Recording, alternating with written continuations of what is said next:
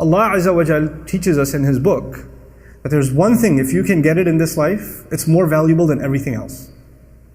Everything else will be okay if you have this one thing. And that one thing is a closeness to Allah, is being good with Allah, and truly developing a connection and a bond with Him. The problem with people is when life is good and only good, for a lot of people they get distracted. You go from a video game, to a movie, to checking social media status, to hanging out with friends, to a restaurant, to sleep. Allah is out of the picture. There's no Allah left. It's just you chilling. That's all there is. And then times get tough. And the friends aren't there. And the game doesn't feel good anymore. And the car doesn't look good anymore because the health is gone. When the health is gone, none of those things mean anything anymore. All you care about is, I just want to be out of this hospital bed. If I could just walk again, that'd be fine.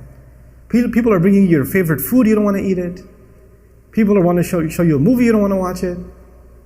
All these things that you lived for, everything that you went from A to B to C to D, all these things are gone. You don't care about none of them. Because there's one blessing, Allah Azza wa Jal diminished for you a little bit. And then at that point, you have two options. If you are of these people that are on the cliff, on the edge, you can start complaining to Allah, why did He do this to me? He just didn't like that I was so happy? Or you could earn the greatest treasure you and I can ever earn.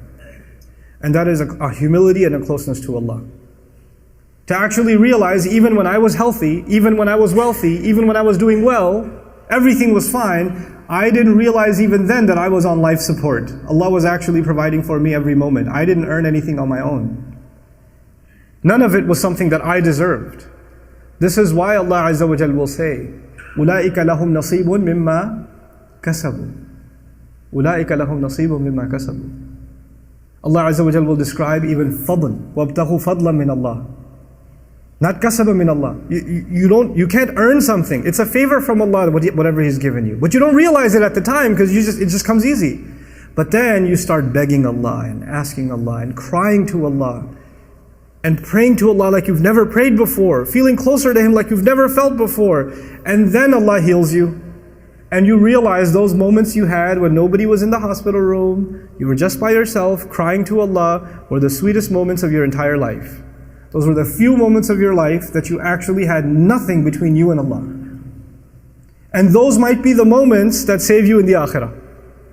That might have been the biggest gift Allah ever gave you, is those moments. But for some people who are on the edge, when times get tough, فَإِنْ أَصَابَتْهُ فِتْنَةٌ إِنْقَلَبَ عَلَى وَجْهِهِ. He turns on his face. He turns his face away. What does that mean? It means I want nothing to do with Allah. How come He abandoned me? How come He gave me a hard time? Why would He do that to me? You see, what happens and this is actually very easy to understand in our times, we live in a hyper-consumer society. So everything comes quickly. You want to be entertained, just open up an app on your phone. You want to buy something, just order it on Amazon, it'll show up at your door. Everything's become effortless. And everything's become instantaneous. You want something, it'll come to you. You don't have to go to it, it'll come to you. Everything's quick. We're used to getting served now. We're used to constantly getting served. And if one order of yours is 2 days late, 3 days late, you're going to give it 1 star, thumbs down, bad rating. You're used to this now. And now you make dua to Allah. Or you expect Allah to take care of some of your problem, but you're so used to getting things done so quickly and immediately. And when it doesn't happen, we're like, this is poor service. I need better customer service. I'm not going to go to Allah again and place an order. Because you're a customer now. You're entitled now. He turns his face from Allah. He didn't even listen to me. He didn't even solve my problem. Understand that Allah Azza wa Jal has a plan for everybody. And just to give you a comparison, in the case of Yaqub alayhi salam, who lost his child, Allah returned his child to him after years. Many, many years. And in the case of Musa alayhi salam, his mother also lost her child. She put him in the water. And he returned that child after a few hours. Because by the time the child got hungry, the next feeding was from the same mother. Because he wouldn't drink from anybody else. What am I trying to get at? Sometimes in this world, sometimes Allah will answer that pain of yours, Allah will relieve it immediately. Sometimes He will relieve it after many, many years. But in all of it there's good. In all of it there's good. I love the story of Musa alayhi salam, particularly because the khair in it. Think about the khair in it. All those years this father cried, yes? This father almost lost his eyesight, and eventually, وَبْيَضَّتْ عَيْنَاهُ, Quran says, some of the ulama like Alusi rahimahullah comment, amiya, and he became blind from crying. But all this time, where was Yusuf? Yusuf was in a prison.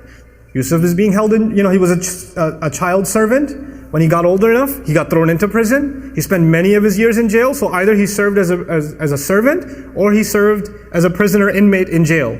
Not a good life. That's not a good life. But at the end of it all, when he interprets a dream of the king, and that dream means that entire economy is going to collapse in 7 years, and people are going to die of starvation, the only one who knows how to handle that crisis was Yusuf. Had he not been in jail, he would have never helped the king. You understand this? If Yusuf was with his father the whole time, alayhi salam, that never would have happened. But now that Yusuf is there to interpret the dream and says, Inni hafidhun, I am the one who can take care of this responsibility. Make me the treasury secretary. Give me this responsibility. When he does that, and he takes care of it, what happens next? What happens next is thousands, if not hundreds of thousands of parents don't have to cry that their children died of starvation. One father cried for several years, but his tears, Allah made them a way of saving thousands of families from crying. Because if he didn't save that economy, and he didn't save that crop, the entire land would have been in drought, and people would have died of starvation, and war would have happened, all kinds of crises would have happened. Sometimes the difficulty you go through isn't just better for you. Maybe through your difficulty, you will become a sadaqah jariyah for so many others. You don't even know. You don't know. But if you're on the edge, you don't have that kind of trust in Allah. So you turn your back to Allah. انقلب على وجهه. And then Allah says, خسر الدنيا والآخرة. This is what I want to leave you with.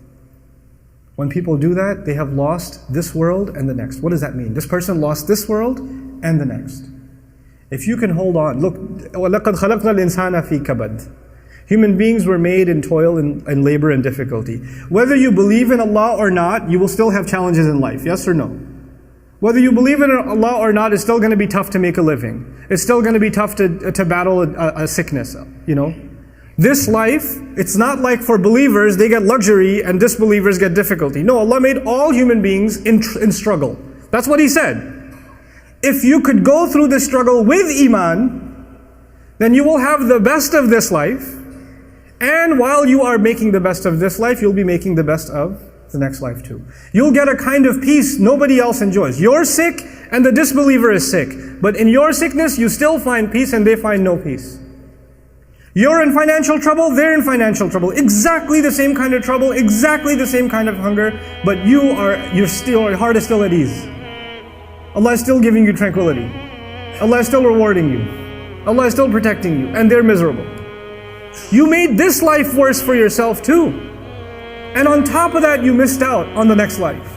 خَسِرَ الدُّنْيَا وَالْآخِرَةِ. This is why we ask Allah, رَبَّنَا آتِنَا فِي الدُّنْيَا حَسَنًا. The qualification of hasana means, when you ask Allah for good things in this life, it means good on the outside and good on the inside. Good as in beautiful, tasty, enjoyable from the outside. And good for my next life. Actually good for me in the long run. Building my akhirah at the same time. This is رَبَّنَا آتِنَا فِي الدُّنْيَا حَسَنًا.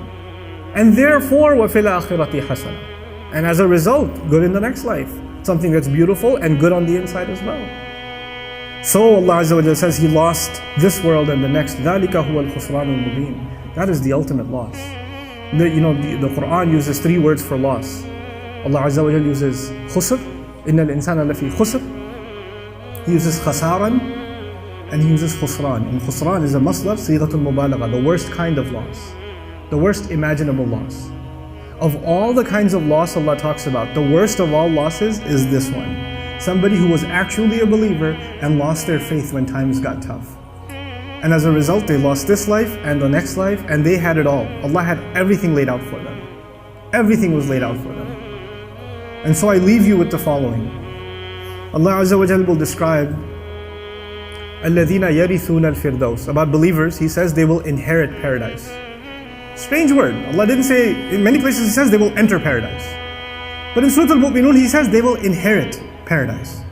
Now you know that inheritance is actually something that is handed down to you because your family owned it already. And that's actually how the Prophet ﷺ described it.